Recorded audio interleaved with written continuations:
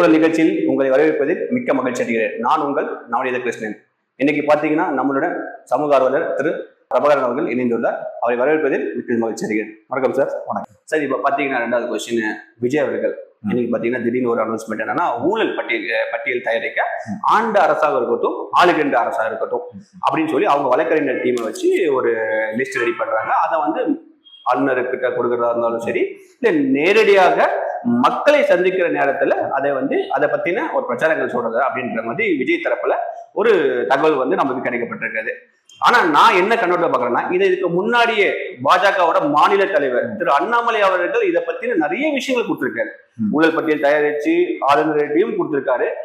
மற்றும் சோசியல் மீடியால உங்களுக்கு நிறையவே தெரியும், நிறைய பேரோட வாய்ஸுமே போட்டிருக்காரு. நம்ம யாருன்றது குறிப்பிட்டு சொல்ல முடிய தேவையில்லை, அதை தாண்டி நிறைய விஷயம் செஞ்சிருக்காரு. அப்படின்னும் அதுவே பெருசா மக்கள் மத்தியில பேச பொருளா இல்லாத போது இந்த விஷயம் ஒரு தாக்கத்தை ஏற்படுத்த நினைக்கிறீங்களா? அதாவது திரு அண்ணாமலை அவர்கள் அதை எப்போ கொடுத்தாருங்கிற ஒரு விஷயத்த நீங்க எடுக்கணும். ஆக்சுவலா வந்து ஏடிஎம்கே பீரியட்ல வந்து பாத்தீங்கன்னா அவங்க வந்து அந்த ஏடிஎம்கேவோட போக்கஸ்ல வந்து அதாவது என்ன நடந்தது, நான் இப்போ ஏடிஎம்கேவோட கூட்டணி இருக்கும்போது தான் அந்த லிஸ்ட் கொடுத்தாரா? இல்ல சார், அது வந்து வெளியே வந்து ஓகே. அப்படின்னா வந்து என்னன்னா, அந்த ஏடிஎம்கேவோட லிஸ்ட் எங்க போச்சு? ஏடிஎம்கேல அப்ப ஊழலே இல்லையா? திமுக மட்டும்தான் ஊழல் இருக்கா? என்னோட கொஸ்டின் அதான். அதாவது என்னன்னா, நீங்க ஒன் சைடா வந்து அங்க போக்கஸ் பண்ணீங்க, அது ஒண்ணு.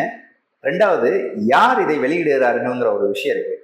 அன்று அண்ணாமலை அவர்கள் வந்து வெளியிடும் போது நம்பர்ஸ் எல்லாம் போடுறாங்க எல்லாமே. அப்போ வந்து மக்கள் எப்போதுமே வந்து நம்ம அன்னைக்கு சொன்ன மாதிரிதான் மத அரசியலுக்கு எதிராகவும் ஜாதி அரசியலுக்கு உட்பட்டவர்களாக தான் இன்னைக்கு வரைக்கும் நம்ம பூமி இருக்கு. அப்படி இருக்கும்போது வந்து அவரோட பேச்சு பெருசா எடுபடாது. ஆனா அவர் சொன்ன விஷயங்கள் வந்து உண்மையா இருக்கலாம்.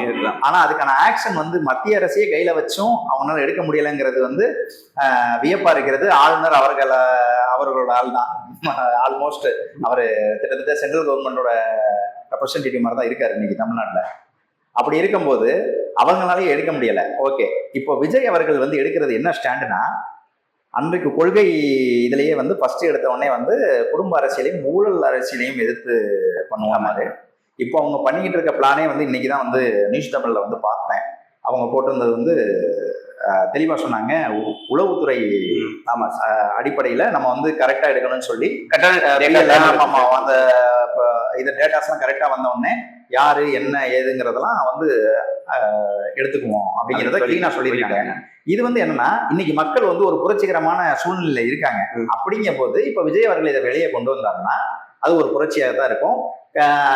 ஒருவேளை இன்னொன்னு சொல்றேன் பாருங்க, இவங்க தேர்தல் அறிக்கையில நம்ம திமுக அவர்கள் தேர்தல் அறிக்கையில நாங்கள் ஆட்சிக்கு வந்தால் ஏடிஎம்கே காலத்தில் பண்ணப்பட்ட ஊழல்களை வந்து கலந்தெறிய அந்த அமைச்சர்கள் அடித்த கொள்ளையை வந்து நாங்க தண்டனை அனலைஸ் பண்றதுக்கும் அதை வந்து தண்டனைக்குரிய இதை கொண்டு வர்றதுக்கும் ஒரு தண்டனை நீதிமன்றம் வச்சு நீதிபதியை வச்சு நாங்க வந்து இதை நடத்துவோம் அப்படின்னு சொல்லி ஒரு இதை கொண்டு வந்தாங்க. அது என்ன ஆச்சு? கண்டிப்பா சார். அப்போ ஒரே குட்டையில் ஓடிய இரண்டு மட்டைகள், அவ்வளவுதான். இவங்க அடிச்சாங்கன்னா இவங்களும் கேட்க மாட்டாங்க, இவங்களும் அடிச்சாங்க. இதுதான் வந்து இன்னைக்கு வரைக்கும் நம்ம நார்மல் பீப்புள், அதாவது மக்களின் குரல்ல நம்ம பேசும்போது நம்ம மக்களின் குரலா தான் யோசிக்கணும். மக்கள் இன்னைக்கு என்ன யோசிக்கிறாங்க ரெண்டு பேரையும். எந்த ஒரு நாங்கள் காமராஜர் ஆட்சி நடத்தி கொண்டிருக்கிறோம் என்று இவர்கள் இருவரும் சொல்ல முடியுமா? இல்ல, கண்டிப்பா சொல்ல முடியாது. அது அப்படித்தான். இது வந்து என்னன்னா, ஊழல் இல்லாத ஆட்சின்னு வந்து அவங்களாலேயே சொல்ல முடியாது. அதனால வந்து ஊழல் அங்கங்கே நடக்கிறதுன்னு சொல்லுவாங்க. வேணா இன்னொன்னு, விஜய்க்கு வந்து அத உரிமை இருக்கு. என்ன ரீசன்னால சொல்றேன், எனக்கு வந்து தகவல் அதாவது எப்படி இருந்ததுன்னா, நம்ம நீலகிரி மாவட்டத்தில் உள்ள மாவட்ட செயலாளர் வந்து ஒரு கேஸ் இருக்கு. அதனால வந்து அவங்க என்ஓசிலாம் வாங்கிட்டு வந்து எனக்கு மாவட்ட செயலாளர் கொடுங்க, நான் இந்த மாதிரி வந்து அந்த கேஸ்ல இருந்து என்ஓசிலாம் வாங்கி வந்துட்டேன், நீங்க குற்றமற்றவர் என்பதை நிரூபித்து விட்டு நீங்க வாங்க, கொஞ்சம் பெட்டரா இருக்கும். ஏன்னா கட்சியில பொறுத்த வரைக்கும் வந்து பின்னணியில் உள்ளவர்கள் வந்து கட்சிக்கு பொறுப்பில் வந்து நீக்கப்பட மாட்டார்கள்ங்கிறத விஜய் ஸ்டாண்டர்டா வச்சிருக்காரு. சூப்பர் மேட்டர் இது. இப்போ உள்ள கட்சிகள், நான் சொல்றது வந்து டிஎம்கே, ஏடிஎம்கே, பிஜேபி எல்லாத்தையும் சொல்றேன். இவங்கனால வந்து பின்னணியில் உள்ள நிர்வாகிகளை நாங்கள் நியமிக்க மாட்டோம்னு சொல்லி தில்லா சொல்ல முடியுமா? அமைச்சர் அவர்கள் பேர்ல வந்து அவ்வளவு பெரிய இடி போட்டு ஒரு 1.5 வருஷமா வந்து இருந்தாரு. ஆனா செந்தில் பாலாஜி அவர்களை வந்து திரும்பியும் வந்து அதே இலக்கா கொடுத்து அதே அமைச்சர்கள் ஒதுக்குறாங்க. ஆனா அவர் இன்னும் ப்ரூவ் பண்ணல அவரை. நான் குற்றம் மற்றவன். இன்னொன்னு கேஸ் போட்டதே இவங்க தான், டிஎம்கே தான் கேஸ் போட்டாங்க. அந்த கேஸுக்கு தான் இப்போ இவங்களை வச்சு வாங்குறாங்க. ஸோ இந்த கேம் என்ன நடந்துட்டு இருக்குன்னு தெரியும். இங்கே அரசியல்வாதிகள் எப்படி பாக்குறாங்கன்னா, அரசியலுக்கு வந்தா சம்பாதிக்கலாம் என்ற நோக்கத்துடன் வந்து கொண்டிருக்கிறார்கள். மக்கள் பணி செய்ய இங்க யாரும் வரவில்லை. சார் இப்போ நான் இந்த இடத்துல பாக்குறேன்னா, இது வந்து நான் 2 விமர்சனம் உங்கள்கிட்ட வைக்கிறேன். முதல் விமர்சனம், விஜய் அவர்கள் ஒன்றும் ஆட்சிக்கு பிடிக்கல, ஒன்றும் ஆட்சியை பார்க்கல, தேர்தல் சந்திக்கல.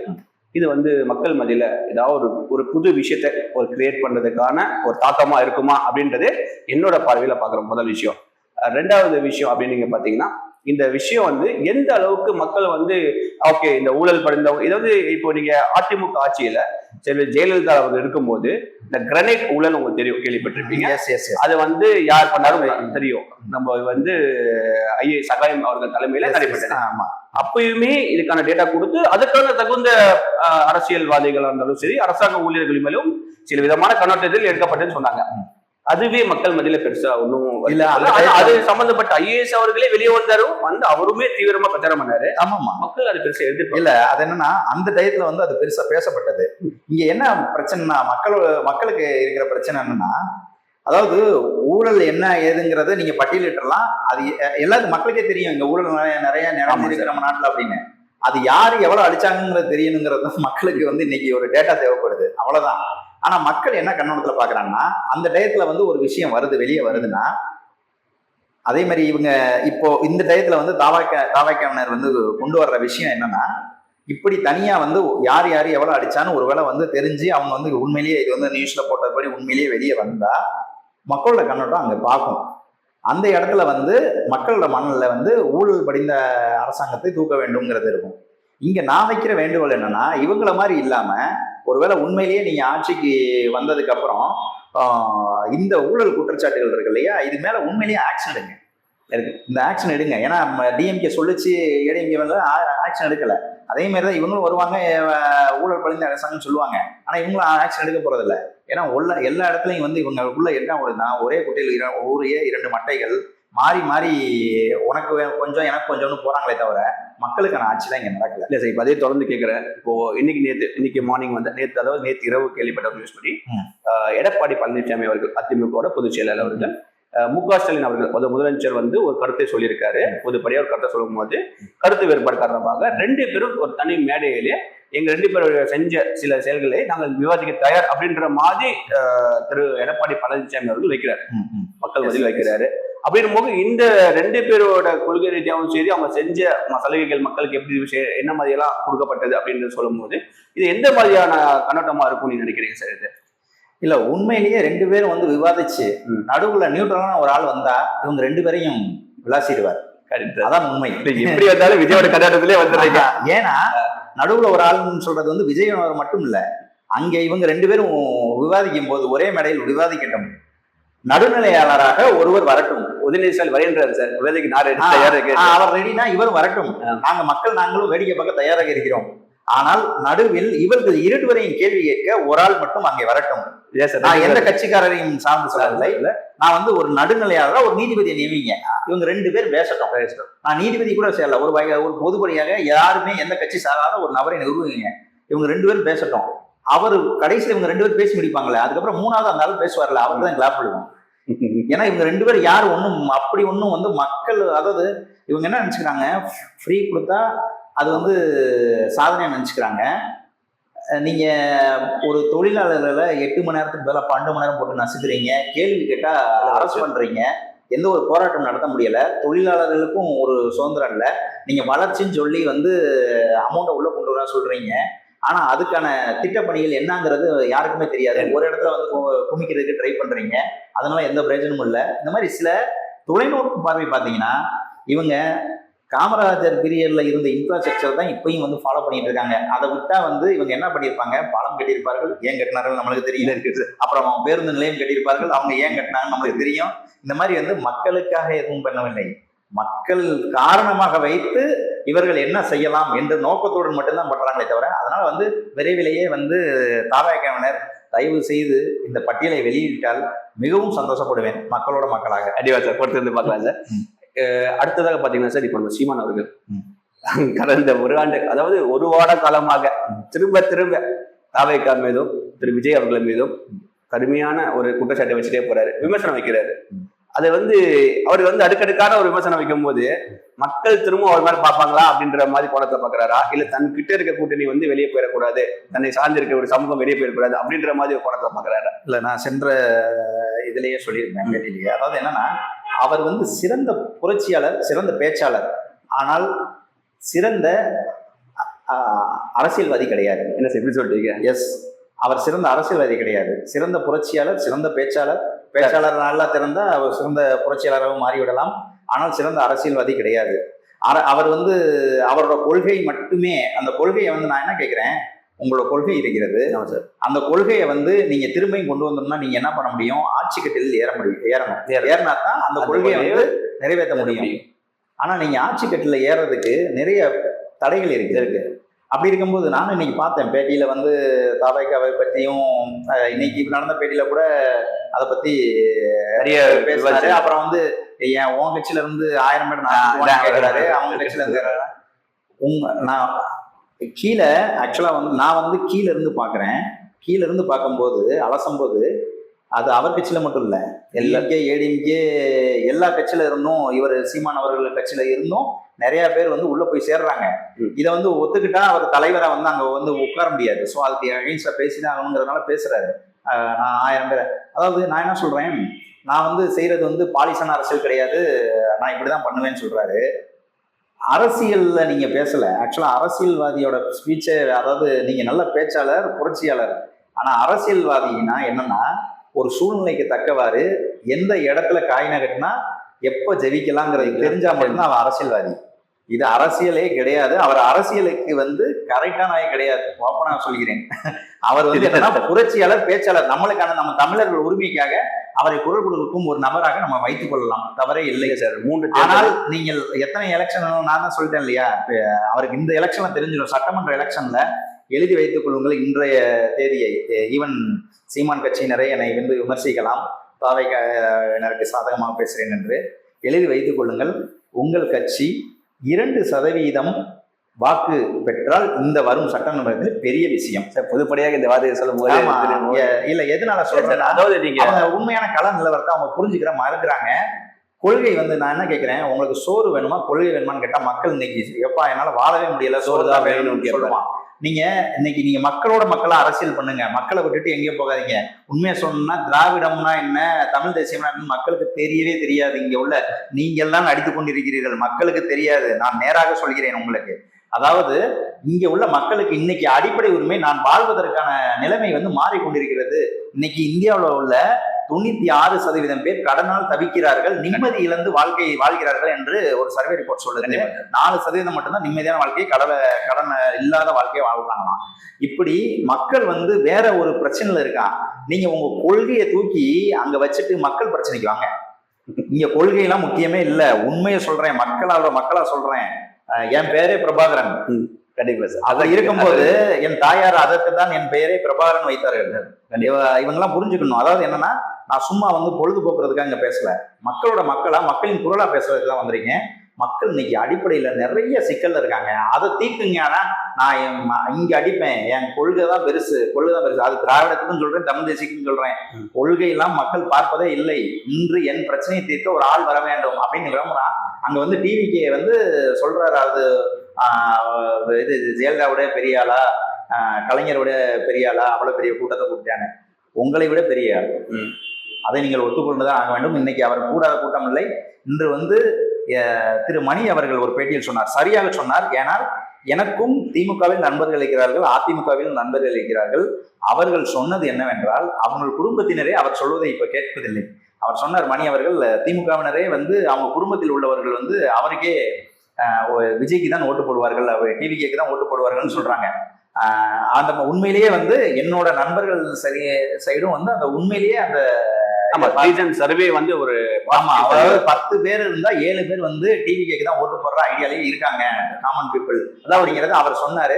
உண்மையிலேயே நானும் கீழே இருந்து நம்ம மக்களோட மக்களா இருக்கும்போது பார்க்கும்போது அதுதான் அது ஒரு நடுநிலை ஓட்டாளர்கள் வந்து பாத்தீங்கன்னா ஒரு ஓட்டை தீர்மானிக்கிற இடத்துல இருக்கு. ஆமா ஆமா. அப்போ ஒவ்வொரு வீட்டிலும் ஒரு ஓட் பேங்க் மாறக்கூடிய இடத்துல இருக்கு. ஆமா ஆமா சார். ஆமா. அப்படின்னும் போது அது சராசரியான வரக்கூடிய தேர்தல் ரிசல்ட்டை விட இன்னைக்கு வரக்கூடிய தேர்தல் ரிசல்ட் வந்து கொஞ்சம் வந்து கூடுதல் பலமாக இருக்கும். அதாவது திராவிட முன்னேற்ற கழகம், அதாவது சரியான கூட்டணி, ஒரு கட்டமைப்பான கூட்டணி வச்சிருக்கேன்னு சொல்லும் போது அவர்கள் கூட்டணிக்கு ஒரு ஒரு பக்க பலமாக இருக்கும்னு நினைக்கிறீங்களா, இல்ல கொஞ்சம் இடதுசாரிகளுக்கு பக்க பலமாக இருக்கும்னு நினைக்கிறீங்களா? இந்த மாதிரி அதாவது இப்ப சார், இப்போ விஜயோட தாக்கம் வந்து இப்போ அனைத்து இந்த அண்ணா திராவிட முன்னேற்ற கழகம் அவங்களும் இப்ப பாஜகவோட போறேன் அப்படின்ற மாதிரி ஒரு கூட்டணி அரசியல் புரசலாக வந்தது. அது எது உண்மை எனக்கு தெரியப்படவில்லை. ஆனா ஒருவேளை அந்த மாதிரி ஒரு கூட்டணி மற்றும் இவங்க திராவிட முன்னேற்ற கழகம் கூட்டணி இருந்து இதை தாண்டி விஜய் அவர்கள் மூன்றாவது ஒரு புது கூட்டணியோட வந்து அந்த தேர்தலை சந்திச்சால் எந்த மாதிரியான தாக்கமா இருக்கும்னு நான் கேட்கிறேன். அதாவது வர்ற 2026 எலெக்ஷன்ல வந்து மைனாரிட்டி கவர்மெண்ட் மட்டும்தான், மெஜாரிட்டி கவர்மெண்ட் கிடையாது. நான் விஜய் அவர்களே 100% வருவாருங்கிறதையும் இன்னைக்கு உள்ள கலவரம் வந்து மக்கள் விரும்பி கொண்டிருக்கிறார்கள். இதுக்கப்புறம் இவங்களோட செயல் நல்லா இருந்தா 100% வந்து டிவிக்கு தான் வருவாங்க. அதே சமயத்துல இந்த டயத்துல வந்து இந்த ஒரு வருஷ காலத்துல வந்து என்ன பண்ணுவாங்க ஆளுங்கட்சிங்கிறதையும் சொல்றேன். நிறைய சலுகைகளை அறிவிப்பார்கள். ஆமா, ஓட்டு போடும் காலத்தில் என் வீட்டிற்கே பணம் கொடுத்தவர்கள், அது திமுகவாகட்டும் அதிமுகவாகட்டும், நானே அது வந்து நாங்கள் அவாய்ட் பண்ணி விட்டோம். ஏன்னா அந்த விஷயத்த வந்து ஆரம்ப காலத்துல இருந்து நாங்க வந்து ஆமா நீங்க அதுவும் வந்து பரவாயில்ல வச்சுக்கிறதுலாம் ஒண்ணு இருக்கு, பரவாயில்ல அதனால ஒண்ணும் இல்லை அப்படின்னு மாதிரிலாம் பேசுவாங்க. அதாவது என்ன, இவர்களால ஒரே ஒரு விஷயம்தான், இவங்க எல்லாம் வேணாலும் பண்ணட்டும், நான் இந்த ஒரு வருஷ காலத்தில் வந்து எல்லாமே பண்ணிக்கிட்டோம், யாருனாலையும் சேலஞ்ச். இது வந்து திரு முதல்வர் மு.க. ஸ்டாலின் அவர்களுக்கும் துணை முதல்வர்களுக்கும் ஆண்ட கட்சிக்கும் ஆண்டு கொண்டிருக்க கட்சிக்கும் ஒரு சேலஞ்சான ஒரு விஷயம். நீங்க 2 பேரும் சின்னத்தை தூக்கி போட்டுருங்க. சின்னத்தை தூக்கி போட்டு உங்க தொகுதியில நீங்க சின்னம் இல்லாம இல்லைங்க, கவர்மெண்ட் கொடுக்குற சுயேட்சையாக முடிஞ்சா நீங்க மாறு தட்டிக்கங்க உங்களோட சாதனையை. உண்மையிலேயே நீங்க சாதனை படைச்சிருந்தீங்கன்னா மக்கள் உங்களை செலக்ட் பண்ணுவாங்க. யாருக்கும் இன்னைக்கு ஒவ்வொரு தொகுதிக்கும் சுயேட்சையா நின்னா இங்க பல பேர் வந்து மக்கள்கிட்ட வந்து யார் பழகினாங்களோ அவங்க தான் வின் பண்ணுவாங்க. இல்ல சார், இப்ப இந்த இடத்துல கருத்து சொல்லிட்டீங்க.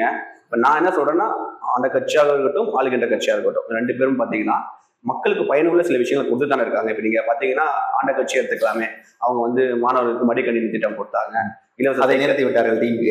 இலவச சைக்கிள் திட்டம் போட்டாங்க, அம்மா கிளினிக்னு ஸ்டார்ட் பண்ணாங்க, அம்மா உணவகம் சொல்லி வச்சிருந்தாங்க, அம்மா சிமெண்ட் வச்சிருந்தாங்க, அம்மா வாட்டர் பாட்டில் வச்சு அம்மா உணவகம் வச்சிருந்தார்கள். அதை இவர்கள் மூடிவிட்டார்கள். 500 கலைஞர் உணவகம் திறப்பதாக கமிட்மெண்ட் கொடுத்தாங்க, அது நிறைவேற்றல. அம்மா சிமெண்ட் என்று ஒன்று போய் கொண்டிருந்தது, அப்புறம் மட்டும் அம்மா வாட்டர் பாட்டில் போய் கொண்டிருந்தது.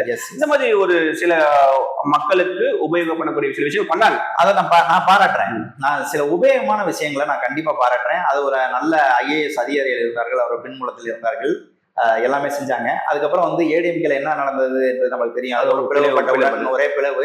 மக்கள் மத்தியில் கொங்கு பெல்ட்ல மட்டும் வந்து நல்ல SP வேலுமணி அவர்களால் அந்த பெல்ட் வந்து நல்லா ஸ்ட்ராங்கா இருந்தது. நான் அதையும் சொல்லுவேன். நான் அதாவது என்ன, கொஞ்சம் ஸ்ட்ராங்கா இருந்தது.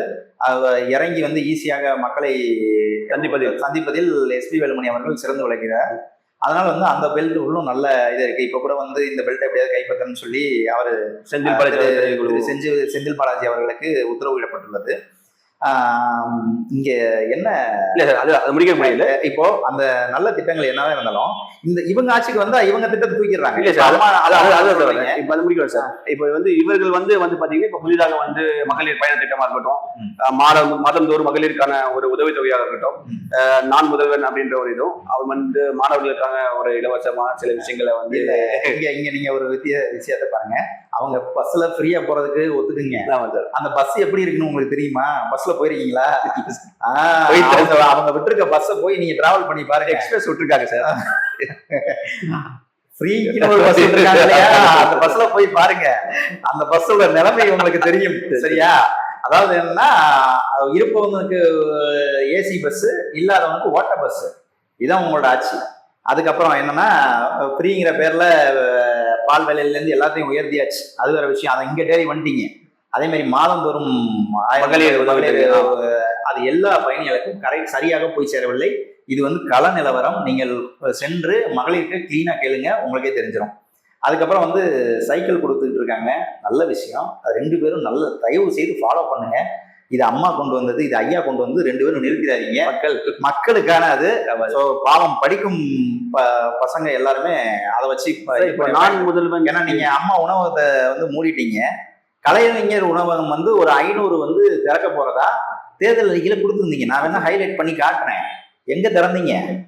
அதாவது மக்களுக்காக ஒரு அது இதுவுமே செயல்பட்டு கொண்டேதான் இருக்கிறது. அம்மா உணவும் பாத்தீங்கன்னா இன்னைக்கு எந்தெந்த இடத்துல வந்து நீங்க செயல்பட்டு நீங்க நல்லா பாருங்க. அதாவது எப்படி இருந்தது அம்மா உணவுன்னு உங்களுக்கு தெரியும். எல்லா இடத்துலயும் இன்னைக்கு வந்து நம்ம எங்கேயுமே கண்ணில் பார்க்க முடியாத அளவுக்கு மாறி போச்சு. கேட்டா அதை வந்து பராமரிக்கிறதுக்கு வந்து இது பண்ணல. அப்பயே நீங்க வந்து கலைஞர் உணவுன்னு நான் 500 கொண்டு வரேன், எல்லா மாவட்டத்தையும் சேர்த்து கலைஞர் உணவுன்னு விலையில்லா கலைஞர் உணவும் கொண்டு வரப்படும் ஏன் வந்து அறிக்கையில கொடுக்குறீங்க? மக்களை வந்து ஏமாத்தாதீங்க, ராங் கமிட்மெண்ட் கொடுக்காதீங்க. உங்களால முடியலையா அந்த கொடுக்கவே கொடுக்காதீங்க. சார் இப்போ பள்ளிக்கூடம் சில மாணவர்களுக்கு வந்து பாத்தீங்கன்னா துணை முதல்வர்கள் நேரடியாக ஆய்வு செய்து காலை உணவகத்துல பாத்தீங்கன்னா இலவசமாக சில ஊட்டச்சத்து உள்ள பொருட்களையும் மற்றும் காலையில் வந்து இந்த உப்மா மற்றும் கிச்சடி போன்ற பொருட்களை வந்து கொடுப்பதாக அதை வந்து இப்போ ஆரம்ப காலத்தில் தான் அதை பற்றி தொடங்கப்பட்டது சார். அது நீங்க இல்லைன்னு மறுக்க முடியாது. இல்ல அதனால பாராட்டுக்குள்ள விஷயம்தான். அதாவது விஜய் அவர்கள் வந்து ஒரு விஷயத்த சொன்னாரு. அதாவது நீங்க ஒரு திட்டம் கொண்டு வரீங்க, அந்த திட்டம் வந்து கீழ்மட்டம் வரைக்கும் சரியாக செயல்படுகிறதா என்று பார்ப்பதற்கு ஒரு தனி குழு அமைங்க அப்படின்னாரு. இது சரியாக இயங்குகிறதா என்று பார்க்கணும். அதே மாதிரி ஹெல்த்தியான ஃபுட்டுன்னு ஒன்று இருக்கு. ஸோ அதெல்லாம் கரெக்டாக கிடைக்குதா மாணவர்களுக்கு? ஆனால் நீங்க கொண்டு வந்த திட்டத்தை வந்து நான் வந்து குறைய சொல்ல மாட்டேன், நல்ல திட்டம். ஏன்னா இன்னமும் வந்து ஏன் கொண்டு வந்தீங்கன்னா உங்க ஆட்சியில வந்து வறுமை இன்னமும் இருக்குங்கிறது உங்களுக்கு தெரிஞ்சதே எனக்கு சந்தோஷம். ஏன் அதனாலதான் நீங்கள் கொண்டு வந்திருக்கீங்கிறது அப்படி பார்க்கறத காட்டிலும் நான் இது வந்து வறுமை மக்கள் வறுமைக்கு கீழ் உள்ளவர்கள் இருப்பதனால்தான் இந்த இலவச உணவு இருக்கிறது. நான் சொல்வது ஏதாவது ஒண்ணு, அதாவது நான் இப்போ என் பசங்களோ இல்ல நம்ம பசங்களோ ஓரளவு சாப்பிட முடியும். அப்ப வந்து வீட்டுல சாப்பிட்டு வந்துருவாங்க. சாப்பிட முடியாதவர்களுக்கு அப்போ முடியாதவர்களுக்கே அவ்வளவு நான் அன்னைக்கு பார்த்தேன். அப்போ வந்து எனக்கு வந்து ஒரு வியப்ப நல்ல வேலை இதையாவது செஞ்சீங்களேங்கிற மாதிரி இருக்கு. ஆனா உண்மை என்னன்னா அப்படியே பேக்கெண்ட்ல போய் பாத்தீங்கன்னா இன்றும் வறுமையை உங்களால் ஒழிக்க முடியவில்லை. அதை நீங்கள் ஒத்துக்கொண்டே ஆக வேண்டும். இல்லை சார், இப்போ இலவசம் அரிசி கொடுக்கறதா இருக்கட்டும், இலவச பருப்பாக இருக்கட்டும், ஏன்னா நியாய விலை கடையில் அவருக்காக ஒரு அந்த கூட்டுறவு சொசைட்டில வந்து கொடுத்துட்டு தான் இருக்காங்க. நீங்க இல்லைன்னு வந்து மறுக்க முடியாது. எல்லா காலகட்டத்திலும் வந்து இன்னைக்குமே வந்து மக்களுக்கு சென்றடைவுக்கு வேண்டிய பொருள் அத்தனையும் சென்று கொண்டு இன்று வரைக்கும் சொல்றேன். அதைத்தான் சிம்பிளா சொல்றேன். இலவசம் என்று வந்து ஒளியதோ அன்னைக்கு வறுமை கோட்டுக்கு மேலே நீங்க எல்லாரும் மக்கள் வந்து விட்டார்கள், நான் ஒத்துக்கிறேன். இலவசம் இருக்கும் வரை, அதாவது இலவசம் என்று சொல்லக்கூடாது, விலையில்லா பொருட்கள் இருக்கும் வரை மக்கள் வறுமை கீட்டுக்கு உள்ளே இன்னமும் இருக்கிறார்கள். அந்த மக்கள் தான் நீங்க மெயினா போய் பாத்தீங்கன்னா நம்ம அரிசி பருப்பு எல்லாமே பாத்தீங்கன்னா அப்பர் மிடில் கிளாஸ் போய் வாங்குறதில்ல, ஓரளவு மிடில் கிளாஸோ இல்லை வந்து பிலோ லோங்க. அவங்க அன்று ஒரு நாள் நியாய விலை கடையில் ஒரு ஐயாவோட இது கொட்டிருச்சு. நான் அந்த வழியில போயிட்டு இருக்கேன், பருப்பு கொட்டிருச்சு. அந்த மண்ணில் இருந்து எடுத்து போட்டு அதை கொண்டு போகிறார். கொட்டிய மண்ணை சலித்து கொண்டு போகிறார். அப்போ இன்றும் நம் வறுமையில் இருக்கிறோம் என்பதுதான் உண்மை. அந்த மண்ணில் விழுந்தது கூட எனக்கு வேணும் அப்படின்னு சொல்லி அந்த ரோட்ல விழுந்ததை எடுக்கிறாங்க. ஐயோ விழுந்துருச்சு அப்படின்னு. அப்போ என்று வந்து நீங்க வந்து வறுமை கோட்டுக்கு இல்லாம இருக்கீங்களோ அன்னைக்கு இலவசம்னு நீங்க அனௌன்ஸ் பண்ணா கூட அதை யூஸ் பண்ண ஆள் இருக்க மாட்டாங்க. இப்போ நானும் வந்து என் மிஸ்ஸஸும் ஒரு பஸ்ல டக்குன்னு ஏறிட்டோம். இப்போ சென்ற வாரம் கும்பகோணத்துலேருந்து வரும்போது அங்கே அந்த ஊரில் வந்து பஸ் மட்டும்தான், கால் டாக்ஸி எதுவுமே இல்லை, ஆட்டோ இல்லை. பஸ்ஸில் ஏறிட்டோம். அவங்களுக்கு ஃப்ரீனாங்க. இருந்தாலும் நான் வந்து இல்லை 2 டிக்கெட் தாங்கன்னு வாங்கிட்டேன். நான் அப்போ எனக்கிட்ட வந்து காசு இருக்கு, அதனால நான் 2 டிக்கெட் வாங்கிட்டேன். இல்லாதவர் இன்றும் இருக்கிறனால தான் அவங்க வந்து அதை இருக்காங்க. ஸோ அப்போ வந்து நீங்க வந்து இந்த வறுமை கோட்டில் இன்னும் மக்கள் நிறைய கஷ்டப்படுறாங்கிறத பார்க்கணும். இலவசமே இருந்தாலும் எனக்கு வேண்டாம் என்ற ஒரு காலம் வர வரைக்கும் நீங்கள் மக்களுக்காக உழையுங்கள். அவர் தான் நான் சொல்லுவேன். ஸோ மக்களின் குரல் நிகழ்ச்சியாக மக்களுக்காக எதை செய்தாலும் அது மக்களுக்கான சிறப்பான ஒரு தொண்டாக அமையும் என்று சொல்லுகிறேன். மிக்க மகிழ்ச்சி சார். இன்றைக்கு வந்து பார்த்தீங்கன்னா ஒரு பயனுள்ள நிறைய கருத்துக்களை உங்களுக்கு ஷேர் பண்ணது, மக்களை கொண்டு போய் சேர்ப்பதில் எங்களுக்கும் மிகுந்த ஆர்வமாக இருக்குது. மிக்க நன்றி. ஒரு நேரத்தை எங்களை செய்து மிக்க நன்றி. நன்றி.